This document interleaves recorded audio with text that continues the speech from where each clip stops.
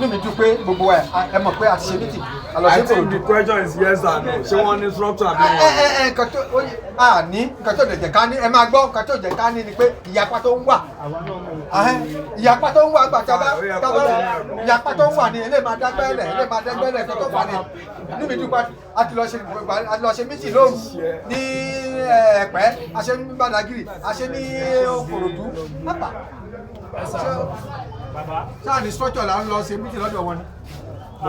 Bàbá ìgbà tí election dé lọ gbó olùgbé dàgún náà. Nǹkan tó ṣẹlẹ̀ ní àbá. Lagos State ò tẹ̀ ní structure because ìgbà tí a sì ń ṣe state meeting ní kóòtù tí gbogbo àwọn èèyàn wọn péjọ tó ń rọ́ wá mi rò pé yẹ́ nìkan tí sọ pé mi ní ọ̀gá lágbájá bí èmi ní gúrùpù tèmi ní bíbá yìí o.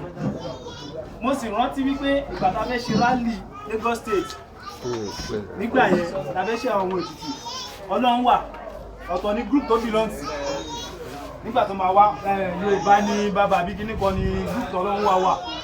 Nígbà tá a wá ṣe rally July 3rd. Nígbà tá a fẹ́ ṣe rally July 3rd. yes ní gbogbo ìgbà yẹn rèé group tó wà yẹn gan ó submit ẹ̀ nítorí pé ó bá wa lákòójọ nígbà yẹn but gbogbo ìgbà yẹn là ń sọ wípé à ń ní ìdí àwọn nǹkan kan ibi tí structure ti lè bẹ̀rẹ̀ ẹ build local government kọ̀ọ̀kan ẹ ṣiṣẹ́ lórí wọn ẹ jẹ́ kí wọ́n dúró even tá a bá ní ìdí nǹkan ní ìdí àti máa sọ pé ẹ Mr. Saheed Oya fún 200 OBJ fún 300 níbẹ̀ yẹn ní ìjẹ́ tí ẹ bá rántí ní gbogbo nǹkan tá à ń sọ fún yẹ kẹlẹ̀ rántí eléyìí dáadáa ẹ máa ní láti kàn sí ẹni tó bá jẹ́ coordinator local government but ní local government yìí o a ní ìdíye báyìí local government ti yìí o a ní ìdí nǹkan báyìí provide fún wa kò sí nǹkan tó kàn yín kọmọ ẹgbẹ́ àbí gbára kankan coordinator wọn lè fẹ́ díù pẹ̀lú òun ló máa lọ jábọ̀ fáwọn lọ́hùn kó dẹ̀ fọ ẹyin lórí ìtọ́ nǹkan tẹ béèrè yìí.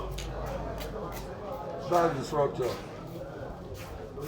So nǹkan yẹn dèrè òun ni ò sí ní foundation movement gan tó fi dókè láti ilẹ̀ gbogbo iṣẹ́ tẹ̀sí sọ́pàá fẹ́ ṣe ń sìn yẹn waste ni o ẹ má bínú tí ẹ bá sì ṣe structure ní ilé because ibi tẹ́ ń dáwọ́lé yẹn sì kò ń ṣe ọ̀rọ̀ Lagos State nìkan kẹ́yìn bá gbé tọ̀dọ̀ yín ní Lagos State ẹ bá lọ gbé bá bàbá tẹ́kìtì náà bá ṣe ti wọ́n lọ́la tó bá lọ gbé bá bàbá wọ́n á da ti Lagos State ni wọ́n á tẹ̀lé tẹ́kìtì lọ́lẹ̀ ẹ ṣe mọ̀ níwà bàbá tẹ́lẹ̀ but ẹni sùúrù bàbá Agége mo fi ń ṣe sample ni o Ọlọ́run ló ń gbórí ìfẹ́ dà á gbórí ìfúnra wa láyé gé sir bá a ṣe ń ṣe láyé gé ń bíbà yín sí ṣẹ́fi láǹfààní àti wáyìn a lè build ẹ̀ látàrí gé ń bíbà irúfẹ́ ṣe invite èèyàn mẹ́rin yẹn sì bóyá fẹ́ fi kúnra ní o láti ṣiṣẹ́ láwọn eré àkànní o àbí bí a níbi kan ní o ẹ̀yin nìkan lè mọ̀ pinnu yín lórí ẹ̀ but táyé gé ò bá dúró ibo lẹ fi dúró pé fẹ́ bẹ̀rẹ̀ Lagos State gan láti ṣe.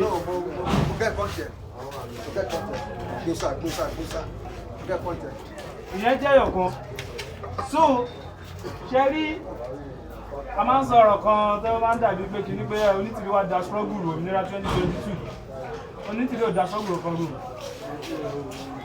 àyè tí ẹ filẹ̀ fún Onítìrí fi ráyè da struggle. Mi ò rí ní báyìí. Àwọn wo làwọn bàbá? Bàbá lẹ́yìn náà sọ̀rọ̀ ẹ̀yin làwọn máa ti sẹ́yìn á tún máa ti sọ̀rọ̀ náà. Ẹ̀yin ni.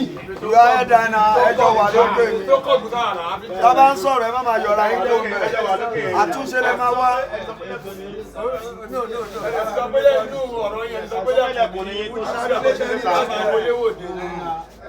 Àwọn pípọ̀ yìí kún làákà ìgbọ̀n ju gbogbo bọ́tẹ́nu rẹ̀ lọ. Fún ilẹ̀ máa máa dílẹ̀ máa máa tún. Ṣẹ́rí tó bá jẹ́ wípé nǹkan tí structure ti wà láti ilẹ̀ ní ṣẹ́rí ibi táwọn pè ní ẹ̀tọ́ta lókè yẹn táwọn pé bóyá àwọn náà jókè yẹn àwọn náà jẹ́ foundation but tó ti fail. Òun mo ṣe ń béèrè lọ́wọ́ ilé ẹ̀kọ́ wípé gúrùpù mélòó gan náà ń pera wọn ní land ká tó máa debate lórí pé orúkọ ogun la fẹ́ lò ká tó lọ gbé bá bàbá.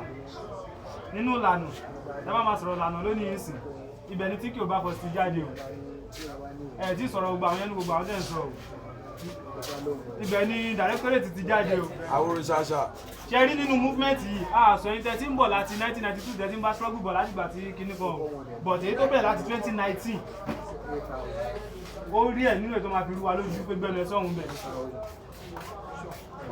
Because àwọn pé foundation ni wa àkọ́ríra wa ni àdẹ̀ kí n tójú bọ̀ nǹkan tí ò bá kàn wá that is it.